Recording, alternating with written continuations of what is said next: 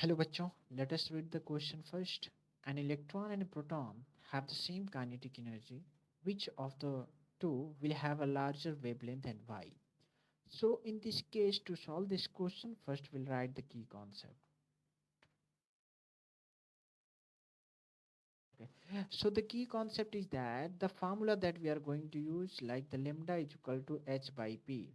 So this is known as de Broglie wavelength, and the p is the linear momentum, and h is Planck's constant. So we can find out the when it is any matter just moving with having a momentum p, then we can calculate its wavelength, de Broglie wavelength. Okay.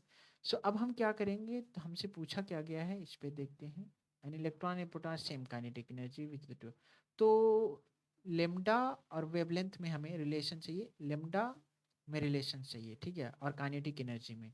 तो सबसे पहले हम जानते हैं कि P को, momentum को हम लिख सकते हैं अंडर रूट 2m के.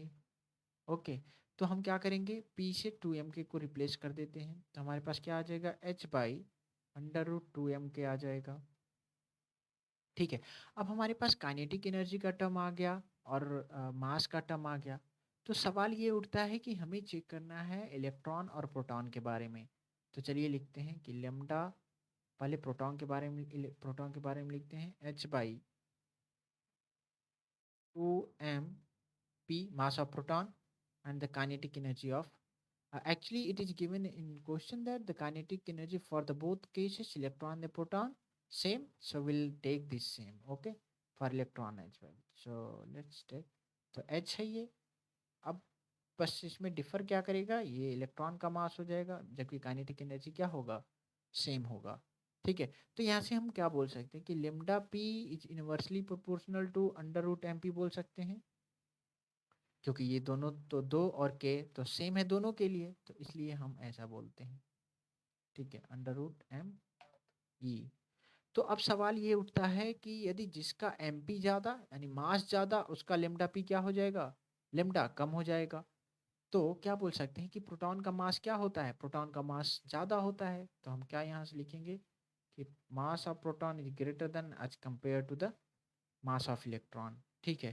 तो यानी प्रोटॉन का मास ज़्यादा है तो उसका लेमडा पी क्या होगा, कम होगा. तो लेमडा पी किसका कम होगा, लेमडा पी कम होगा. तो इसका मतलब इलेक्ट्रॉन का वेवलेंथ क्या हो जाएगा, ज़्यादा हो जाएगा. ठीक है. So finally we have concluded this. तो हम बोल सकते हैं कि जिसका मास कम उसकी वेवलेंथ क्या, ज़्यादा होगा. ठीक है. So this was the reason because the mass, the difference in the masses. So hope you understood it well. Best of luck.